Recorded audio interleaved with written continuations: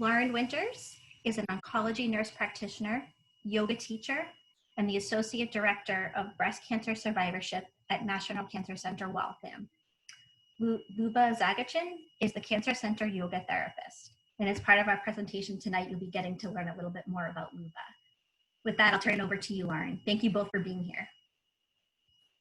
Thank you so much, Devin, for that lovely introduction. And I'm so happy to be here with Luba, an incredible individual who I've gotten to know over the years, a mentor in the yoga world, and just an incredible person to have as part of the Cancer Center family.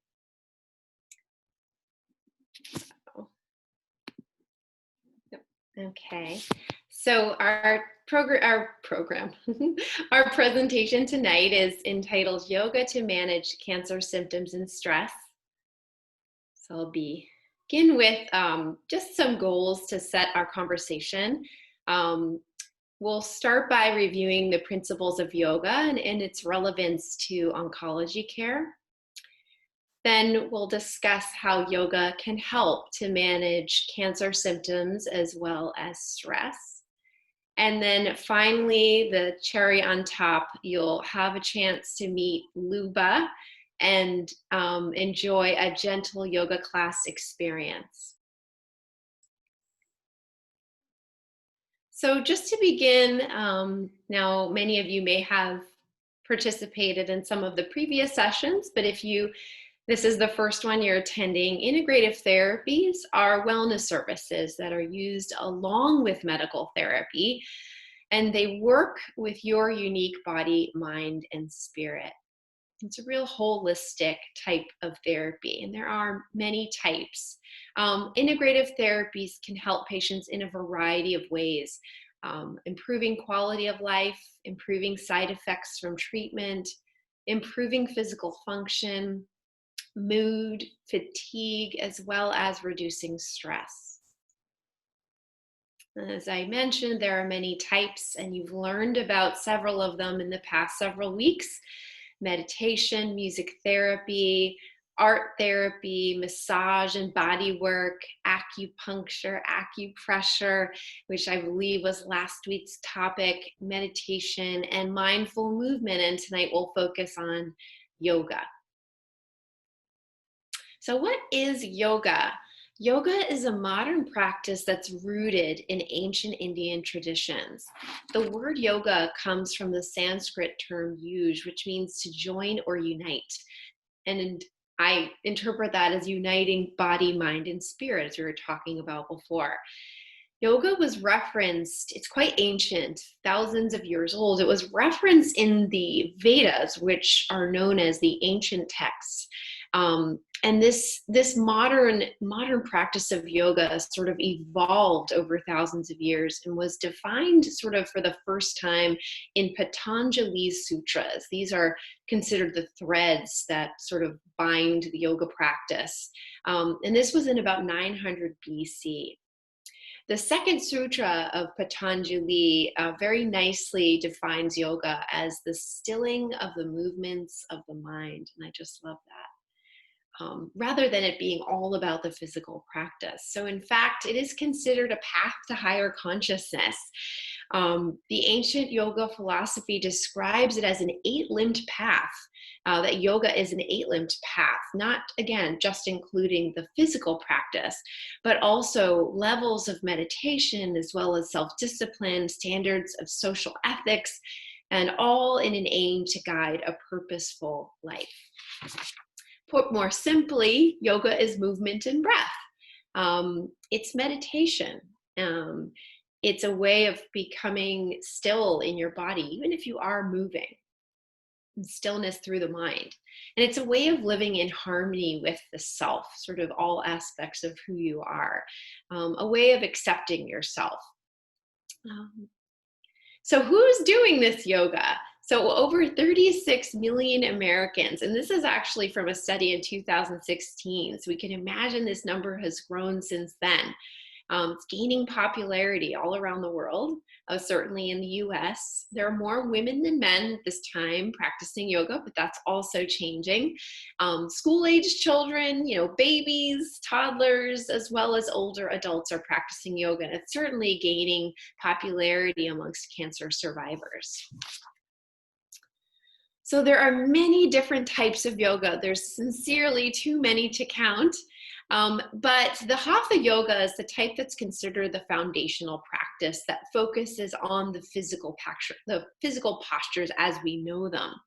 Hatha is the most widely practiced form of yoga in America, and it dates back to the 11th century AD.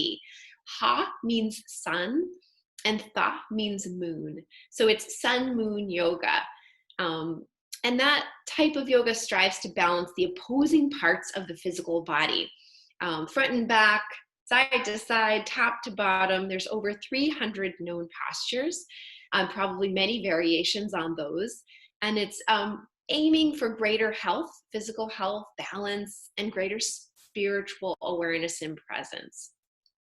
Iyengar yoga, I'm mentioning this because this is the type of yoga that Luba's studied over many, many years.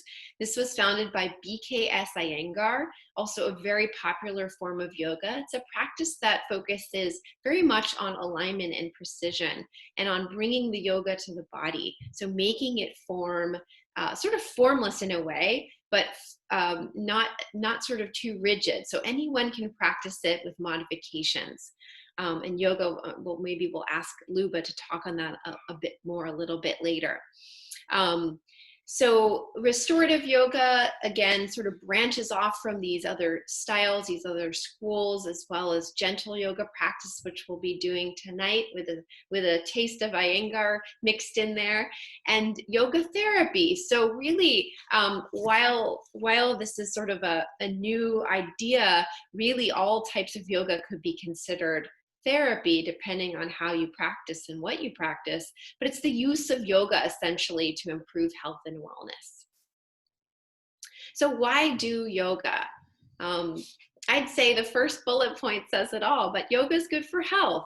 Any type of yoga is good as long as it's appropriate for you. It's considered safe as regular exercise. And yoga has a few important functions for the physiology of the body. It helps to activate the relaxation response, and it helps to reduce the stress response. And we'll get into that in a little bit more detail, what those two things are. Randomized studies show that about 90%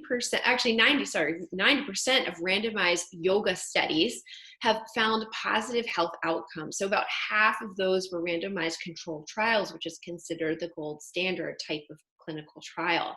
And these studies showed that yoga helps improve many, many factors: muscle strength, flexibility, and balance, bone health, as well as cognitive function, memory, attention, sleep, and also this idea of forming a connection not only within one's self, but also with others. So there's a real community aspect that comes from the yoga practice, and certainly in practicing in a room with others, but now even practicing virtually with other people, breathing at the same time, moving at the same time. There's a real community that comes from that.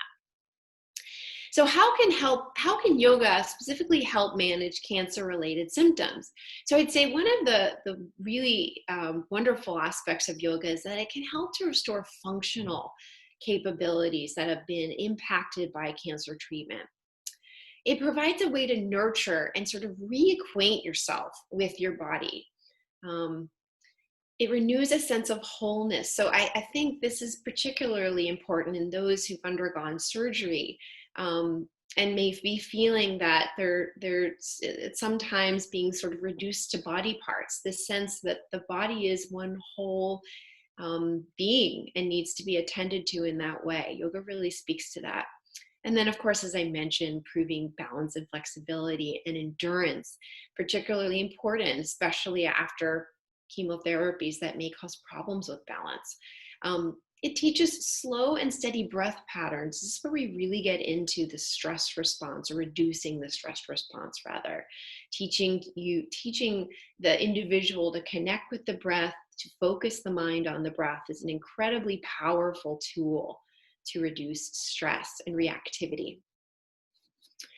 So this particular study, Yoga for Symptom Management Oncology, was a review that was published in 2019 in the Cancer Journal.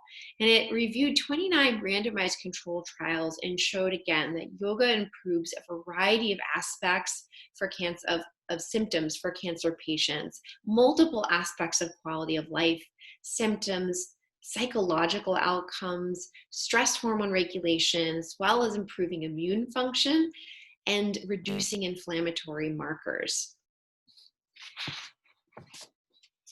So I mentioned before, and I promised I would talk a little bit about the stress response. If you've seen some of the previous talks, you've learned about the stress response, so I won't belabor it.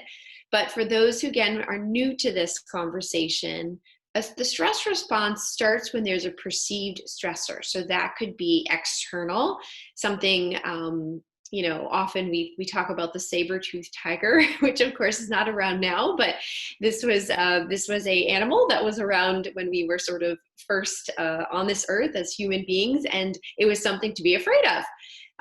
And so, certainly there are other things like a car coming at us, or a near car accident, or other sort of external stimulus that can increase or cause this stressor to be sort of materialized in the brain, as well as internal stressors, right? So these are things we may be thinking about or worried about. Both of these aspects can induce the stress response. And it's really an activation of the sympathetic nervous system, which is the fight or flight aspect of our nervous system, that really turns things on as appropriate in order for us to act in the face of stress. So this is a surge of energy. I mean, most of us have experienced this, if not many times in our lives, when we're confronted by danger. You really feel it in a physical way. So that's acute stress. Prolonged stress is a little bit different. So we may not feel that surge of energy in the same sort of acute way, but the body is still releasing hormones that are, again, sort of important in a stress scenario, but they sort of take the place of what normal housekeeping should be doing in order to run the body. And that's not so good over longer amounts of time. And those sorts of prolonged stress impacts can also lead to behaviors which may not necessarily be healthy for us. So when one is under prolonged stress, it may be harder to sort of stay away from behaviors that are unhealthy, such as smoking, having a critical attitude, grinding your teeth, being prone to anger, feeling unhappy, or easily feeling upset. And we've all been there when we're under stress, more reactivity, as well as cognitive impact of prolonged stress, like feeling foggy, forgetful, lack of creativity, worry, and a loss of sense of humor.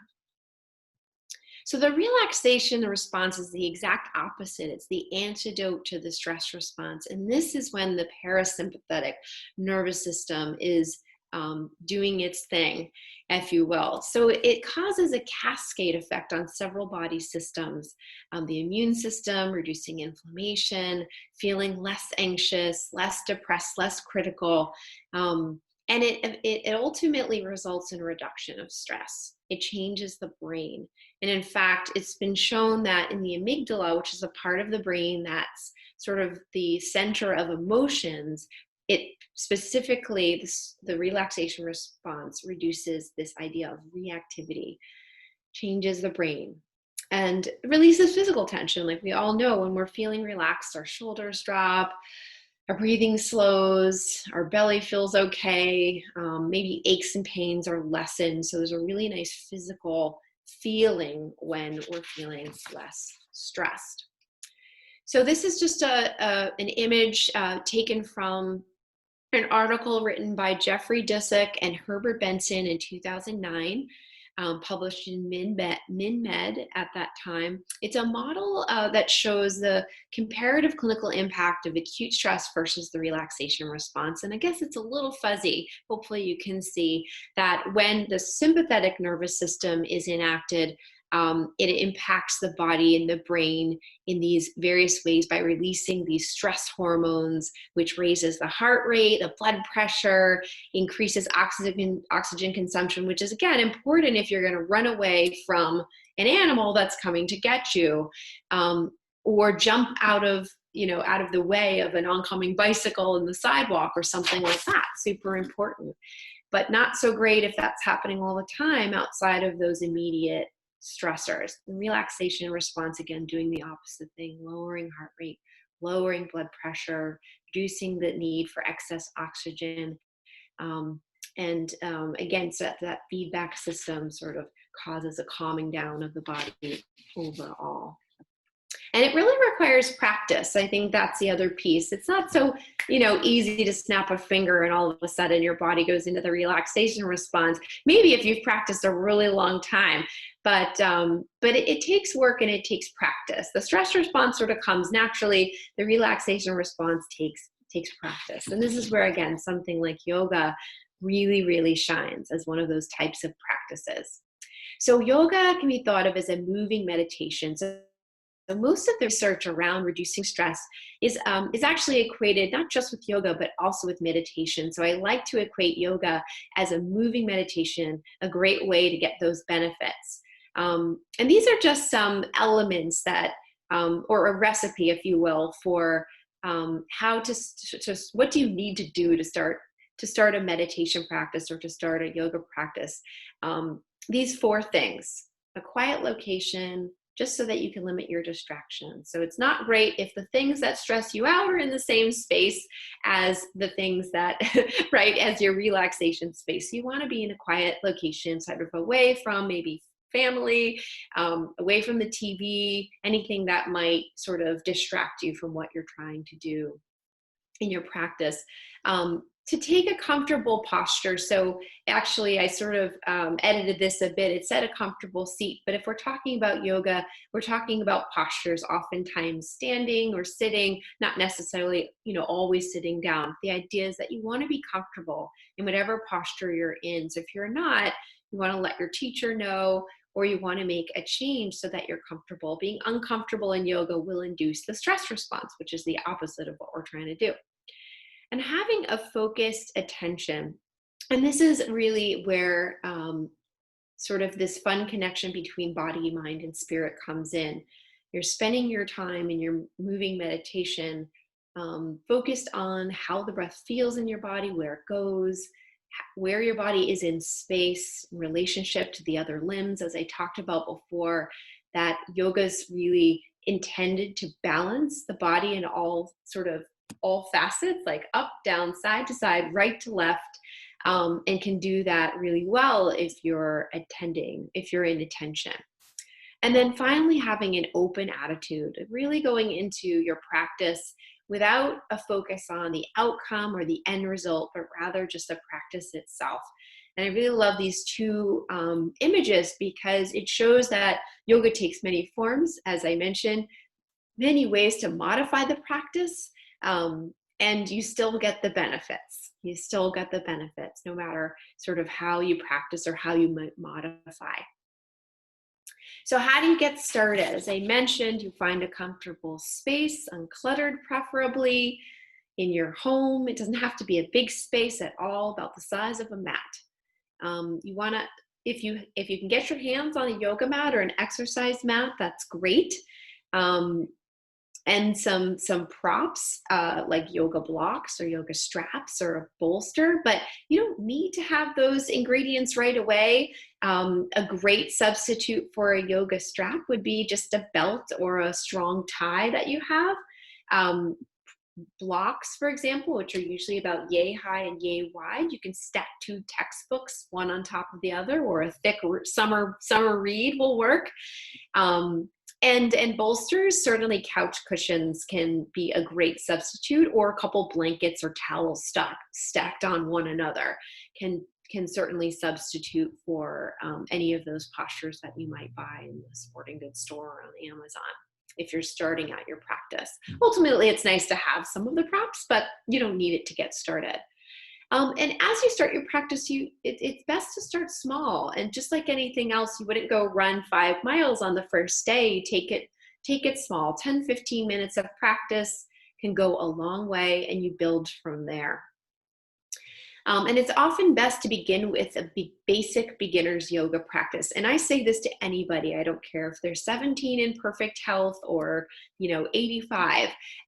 It's best to start with beginner's yoga because you learn the basics of the alignment. You learn how to position yourself in space in a safe way for your joints. And you learn about the breath. When it's not complicated, then it's so much easier to learn how to use the breath in your practice than if you're trying to do a crazy twisty turny thing or a wacky back bend. So always start with beginners and you build from there, or gentle practice. And then, like I said, you expand as the practice improves. I can tell you my first yoga practice many, many years ago in grad school, that's where I was, in a beginner's class. And I still go back to beginner's classes even now after practicing for 20 years nearly at this time. I love the beginner's classes because there's things I thought I knew, which I learn all over again. So highly encourage you, wherever you are in your practice, to ever so often do a beginner's practice. You'll learn a lot. So if you are looking to do some yoga, there's lots of ways to access it through our MGH Cancer Center. This video is specifically for breast cancer, but I do think almost anyone would benefit from it. This is available on the MGH massgeneral.org Cancer Center in the breast cancer treatment page. We've put the website up top there, but if you just Google MGH Breast Cancer Center and click on videos, you will come to this video. And this is Luba right there with my colleague Erin Sullivan, one of the surgical NPs, and they're showing there's about maybe 15-minute practice where we do a lot of upper body sort of heart opening, chest opening, very gentle practice, but it's lovely and wonderful, and it's still there, so you can access that. Here's another video that we did a couple years ago. Again, there's Erin. This is for the lifestyle medicine group. You can find that on the lifestyle medicine page. This is also, you can see about 13 minutes yoga practice. This does include some more standing postures as well as seated. So this is something you could watch first and try it the second time around. But the place I'd most recommend to send you is to Luba. We're going to start with talking to her, and I will show you how to access her classes on the supportive care page for the Integrative Therapies website. Here she is in the Healing Garden of the Yawkey building, doing a in-person class pre-COVID, as you can see. And I just love this image because you'll see that she does do some gentle assists. And in this picture, folks are using some yoga chairs. They've got some bolsters, their mats, but it's really, really lovely to have yoga class in the Healing Garden. So we sure hope we can get back there soon.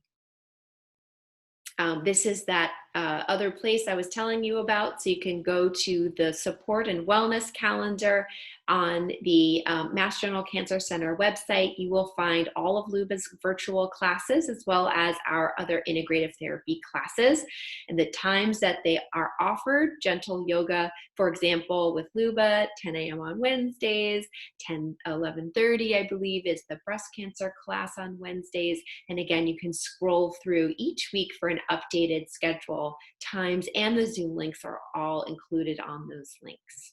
Anything to add there, Devin, about that calendar? No, you pretty much got it all. Thank you. Okay, great. So I'm going to go back here. So now I'm so excited again to reintroduce to you Luba Zagachin, our Cancer Center yoga teacher. I was going to start by just asking Luba a couple of questions, asking her to share a few things kind of interview style, and then we'll move on to a gentle practice that she will guide you through. So welcome, Luba. Thank you for such a wonderful introduction, Loren. My pleasure. It's again an honor for me to be up here with you. So Luba, I'm sure the audience would love to know what about yoga led you to the practice? Actually, it's a long story, but I will probably try to do it in a short time. A long time ago, I hurt my back, and it was very difficult for me, and I was young. So somebody from my friend from Russia, it was 30 years ago.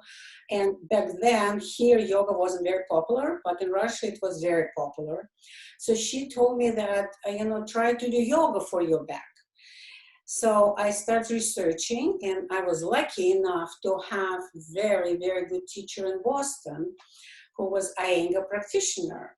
So I started study with her, and that time she offered teacher's training, which was 2 years teacher's training. And when I started studying with her, I just loved it, and I started taking her teacher's training.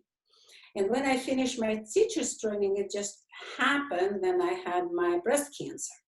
I was diagnosed with breast cancer, and yoga really tremendously helped me with recovery, with my my arms, and everything was just really falling in place. So what I did, I already finished my teacher's training, and I was continue study with her, with Patricia Walden, who was my teacher. So I went to cancer center, and I talked to the Sally Hooper, who was working there, and I offered her. I said, "What do you think if we will just offer this yoga class for cancer patients?" She was very willing to try, even it was more than 25 years ago in Mass General. I was just going to say, was it about 25 years? Wow. Yeah, it was, I think, a little bit more. So yeah. 25, and she was very, very supportive. And it was a little bit frightening, Mass General, yoga. Nobody even knew in general. You just said 36 million now doing it. Back then, yoga was very... it was woo-woo. Yeah, exercise. Yeah. So, and I start doing it, and it became very popular. But not that people didn't even know about yoga, but yoga and cancer was even less. Right. Now you have all the studies, all kind of things you're reading, but back then it wasn't.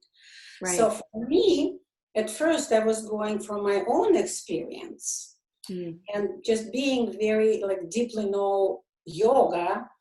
I start putting my knowledge to my students and listen to them. So my students became my teachers, which they still are after 25 years of teaching. I'm still learning from them because they really tell me, how they react to what I'm teaching, what is good for them, what is not good for them. And this was my kind of path in teaching yoga for cancer patients, starting with my own experience and going from my students' experience. Thank you so much, Luba. That's just amazing. And I love that for you, teaching is such a shared experience, that there's dual learning happening, and it's dynamic, and it has evolved in such a way. We've been so fortunate to have you at the Cancer Center. So here's a couple questions, and then we'll get on to the practice. Someone might wonder, do they need to be flexible to try yoga? No, you don't have to be flexible. Actually, I always say if you're flexible, yoga is good for everybody. But if you're not flexible, it's even more reason to do yoga.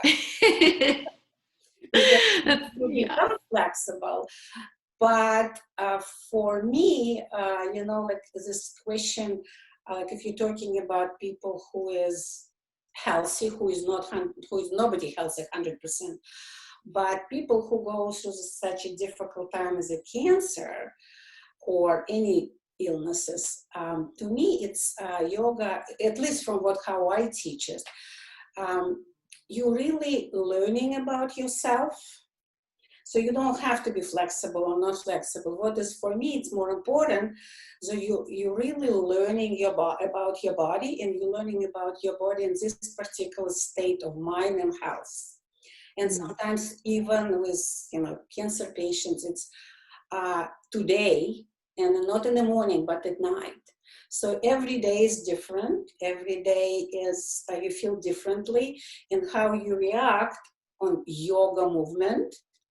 You can say, this is different, and you don't have to be flexible. You have to just listen to yourself.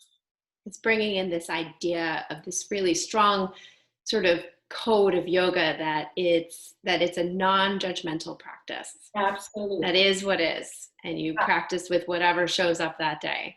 Absolutely. Yeah, that's so great. Go through the difficult time. You're learning, for me, you're learning more not about your strengths, which is, wonderful, but you're learning then your weaknesses and how you don't have to go through this threshold. You can acknowledge your weakness, work with that, and improve. Yeah, thank you. And so lastly, just very briefly, so we can get to your amazing practice, what should I know if I was to sign up for your class? What advice would you have for me in joining a virtual yoga class as opposed to the in-person? Okay, so for me, it's a little bit more difficult to teach virtual classes than in the Healing Garden, but I usually, I have a schedule, and I usually on Zoom 10 minutes before class.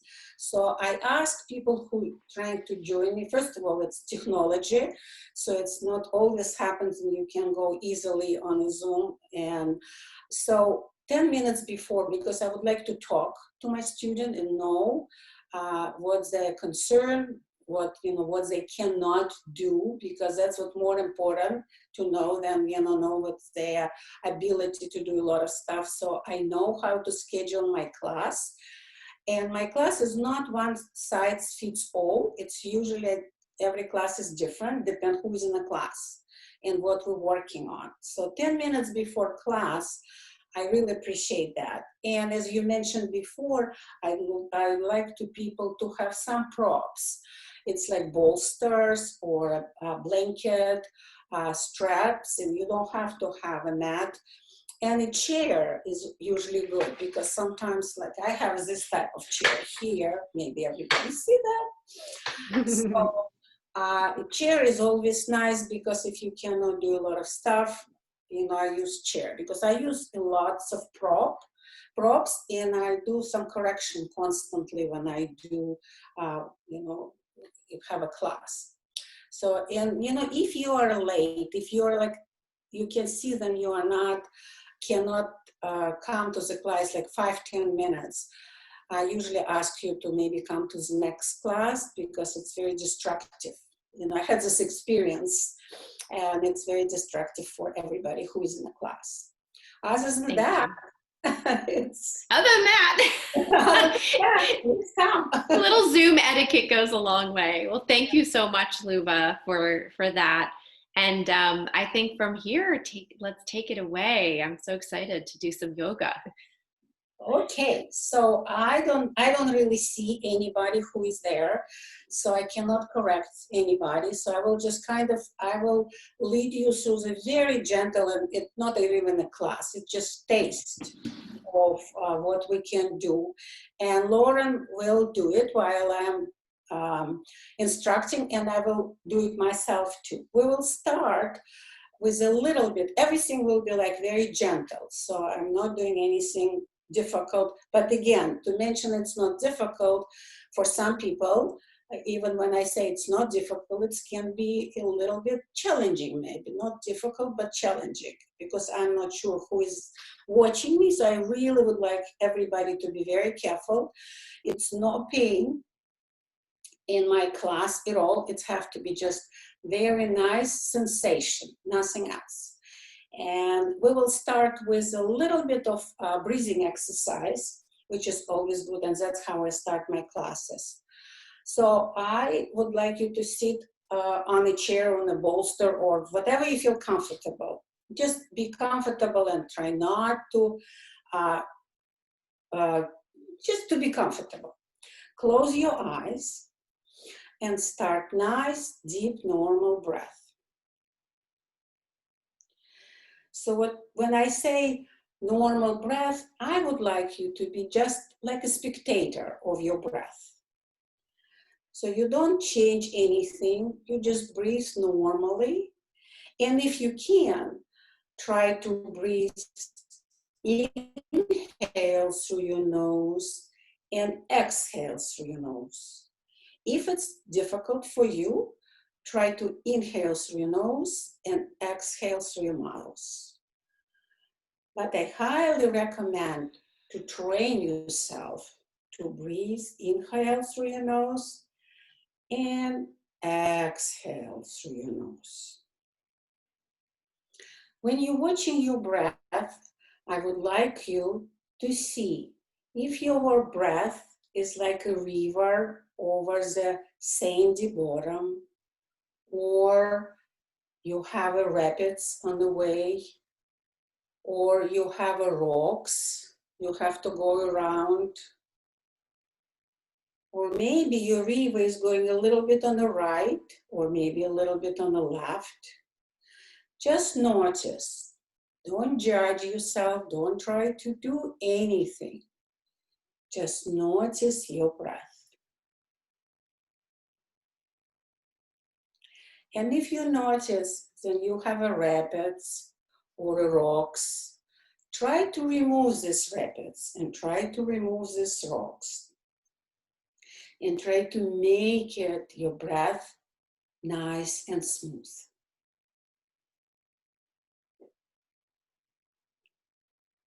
Just maybe for 3 or 4 full breaths.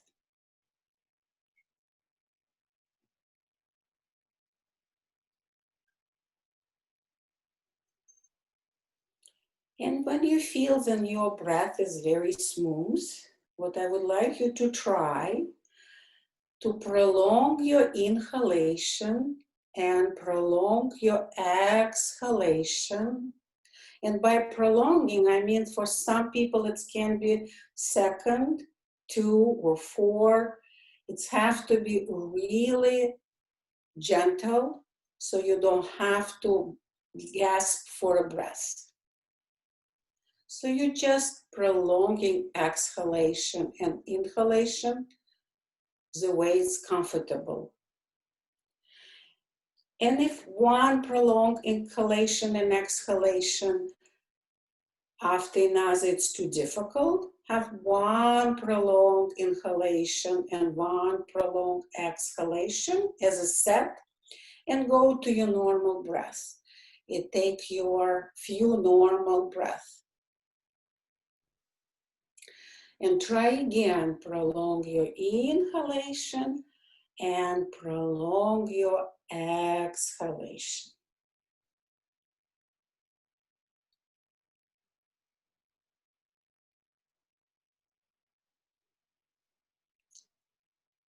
And now, when you feel comfortable with prolonged inhalation and prolonged exhalation, I would like you to have a pause. When you inhale, at the end of inhalation, you just stop. And you exhale and you stop.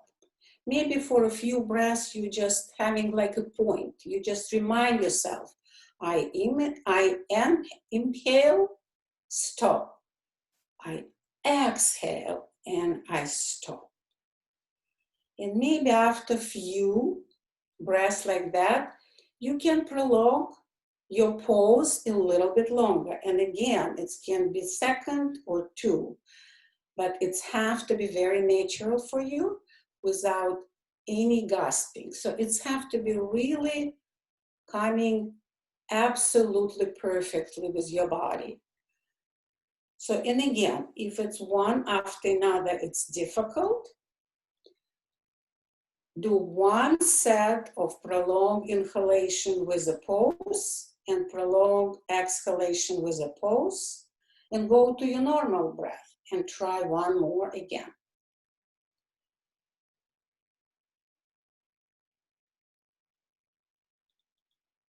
So just few breaths like that.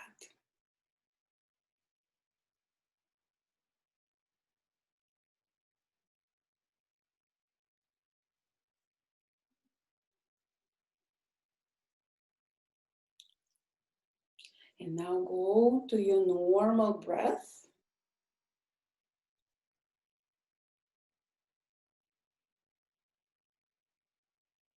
And very slow, open your eyes.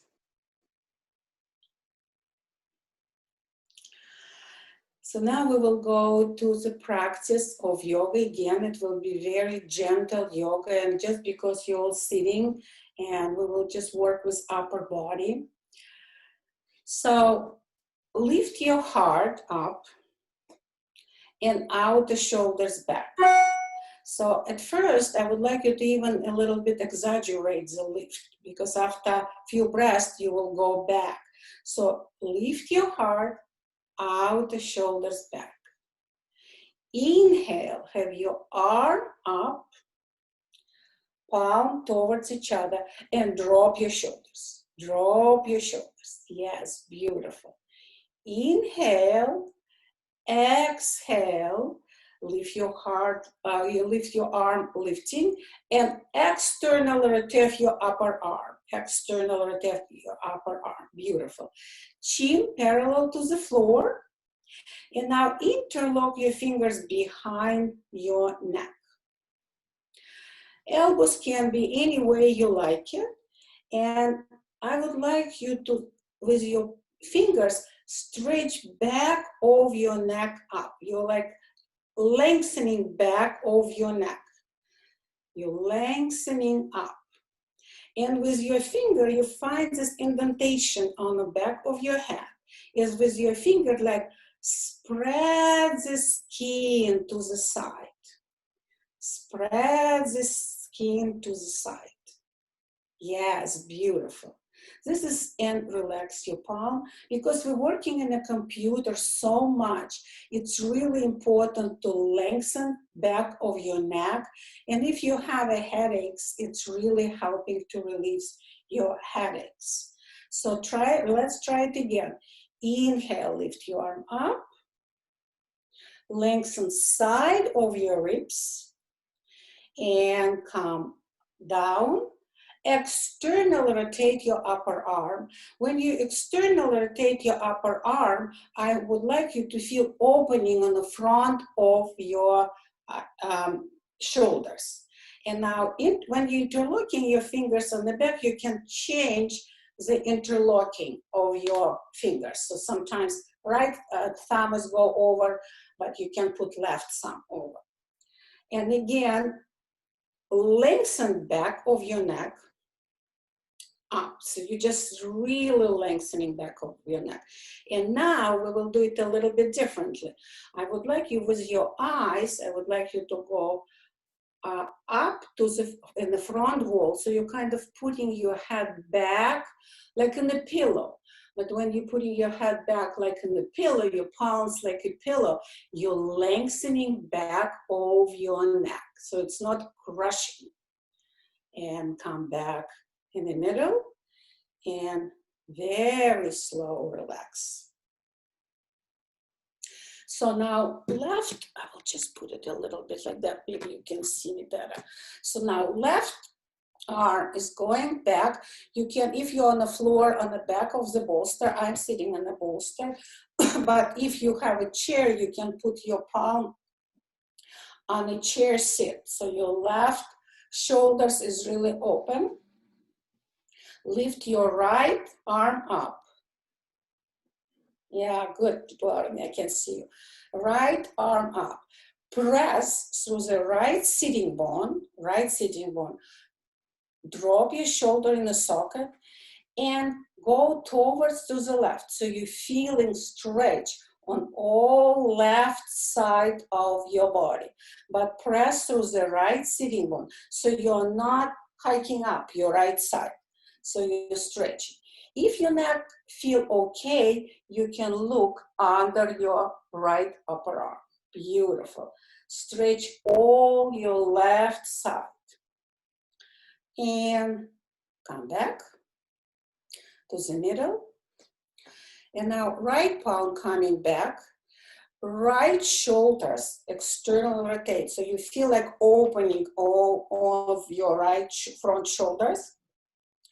Press through the left sitting bone and lift your left arm.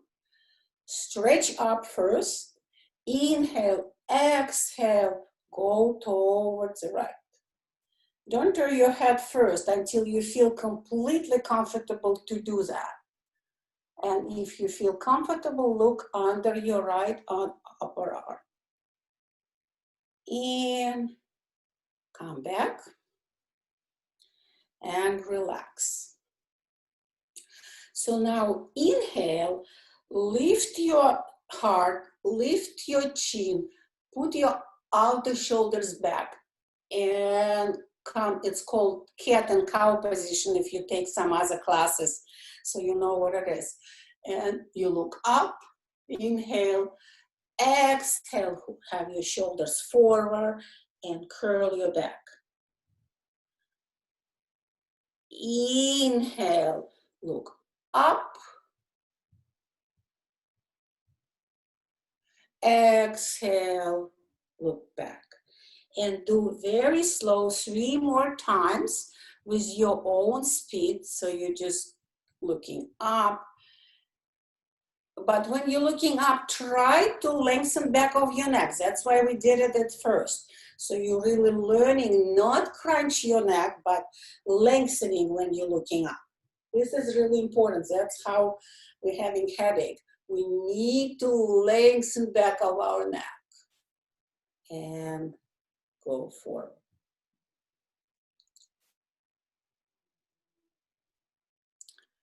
And once more.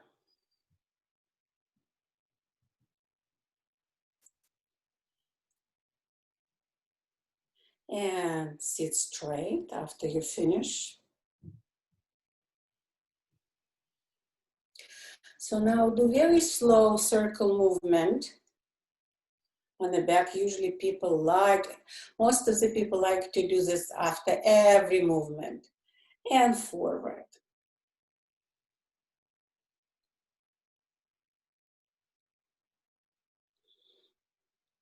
And sit straight. And now what I would like you to do, so you will be more familiar with the way I'm teaching, we will do the twist, the same twist, and I will demonstrate you how the same movement, you can approach the same movement differently. And everybody can react on the same movement differently. So for right now, I would like to again, lift your heart, move your outer shoulders back, put your left palm on your right knee, and right palm on the back. Again, if you're sitting on the floor in a bolster, you can put it on the back of your bolster. And if you're sitting on a chair, you can put your palm on the back of the seat of your chair. Inhale up, press through the left sitting bone, so you're not moving towards to the right, you're absolutely in the middle. Yes, yes, Loren. Beautiful. You can go a little bit on the left. Yeah, yes, no, right, sorry. Yes, that's what it is. And now you inhale and you exhale towards to your right knee. Have a 2 breaths here. And come in the middle. And now right palm go towards to the left knee and left palm on the back of your bolster. And it's very important, back arm is really external rotate your upper arm. So your shoulders is open, so it's not going forward. So you inhale, lifting your heart, and you exhale and go towards to the left knee. 2 nice deep breaths. Don't forget to press through the right sitting bone, so you are not leaning towards to the left. And come forward. So now we will do the same posture with a little bit differently. So you're putting, again, left palm on your right knee, right palm on the back, opening front of your right shoulders, lift your heart, and you can listen what I'm saying. Now twist, inhale, twist towards to your right knee. Now inhale, exhale, hold your breath, and while you're holding your breath, you can twist a little bit more and completely relax. So now other side, right palm on your left knee, left palm on the back, open up front of your left shoulder. So we'll do the same thing. Inhale, heart is up, exhale, turn towards to the left knee. Inhale, exhale, pause under end of exhalation, hold your breath and twist a little bit more. And relax. See, we were going in a deeper twist. And now I will show you another way of doing that. So everybody likes different, how we do it differently. So now we go again. Left palm on the right knee, right arm behind. So now goes the twist, left arm on the right knee and right on the back. So we're going to the twist, but this time what I would like you to do, I want you to move right side body towards to the right to the twist, but your left side of your body, like a tug of war, it doesn't want to go. So right side rib go on the right, but left wants to go back to the left. What it does, it's really opening your abdominal muscles. It creates space in your abdominal muscles, and come back. Completely different sensation. So it's, some people like it, some people don't, but I'm just showing you how every movement can be done differently. We have to do other side. We cannot be only one side.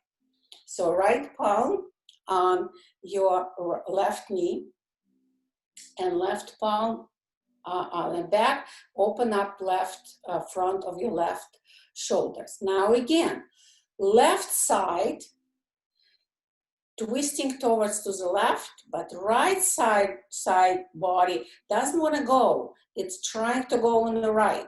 Left side of the body trying to go to the left, and right doesn't want to follow it. So, and I hope you feel like opening, creating space in your abdominal. And come back. Devin looking at me is like we're running out of the time, but we, I would just say that spreading of the abdomen is a really interesting sensation. Feels really good, Luba. I really like that, but that's why I decided to show how it's, you can deepen to the twist and really opening. I work a lot with really creating space in abdominal muscles. But now we have to, Devin, we have to straighten our arm up because everybody does the twist differently. So we really have to put our body in a balance. And come down, put your palm in Namaskara. Thank you.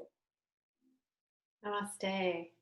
Thank you, Luba. I feel fantastic. And I would just say that what a wonderful and easy practice to do for anyone who's been on the computer all day.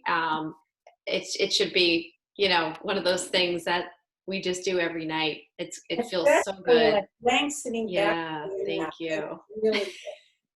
And one other thing I would just say for those folks who might be managing things like osteoporosis or sort of instability in their spine, just again to be really practicing in your own body with the cautions that your doctors may recommend. With twists, you really want to go gentle, and it's important, if you're taking a yoga class, that you talk to your teacher ahead of time. Certainly if you're practicing with Luba, but if you're practicing with another teacher, you just let them know, these kinds of things ahead of time.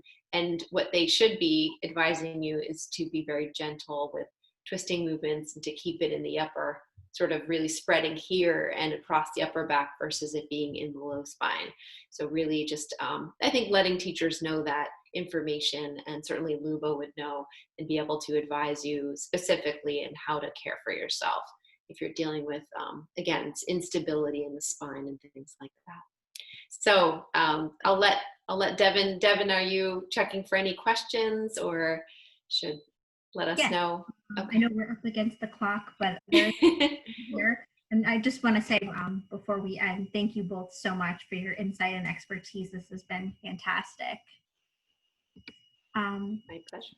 A question about when can we start doing yoga after surgery? It's probably a question for Loren. What do you think? Yeah. So my experience, I'm in my field is breast oncology, so I can speak to that. But I would always say, if you're considering starting a yoga practice, you haven't practiced yoga before, or even if you're coming back to yoga practice, it's important to get the clearance of your surgeon or your surgical nurse practitioner. Describe to them what you're hoping to be able to do, what type of practice that you are returning to or planning to start, and based on what's going on, what type of surgery you had, where you had that surgery, they'll let you know when you can return to exercise. So typically what they mean when they say it's okay to return to exercise is that includes yoga. They sort of loop it in there with the exercise world. So I would take the cue from your surgeon or your surgical nurse practitioner when it's safe to exercise. Let them know you're thinking about returning to yoga or starting yoga practice. And if they have any additional recommendations, they can certainly share them at that time. Thank you. That seems to be all the questions that we've gotten. So thank you everyone for joining us this evening. And once again, thank you, Luba and Loren, so much. Do you have any final? Thank you. Thank you, Devin. Thank you, Luba. Thank you. Have a wonderful night, everyone. Bye. Bye.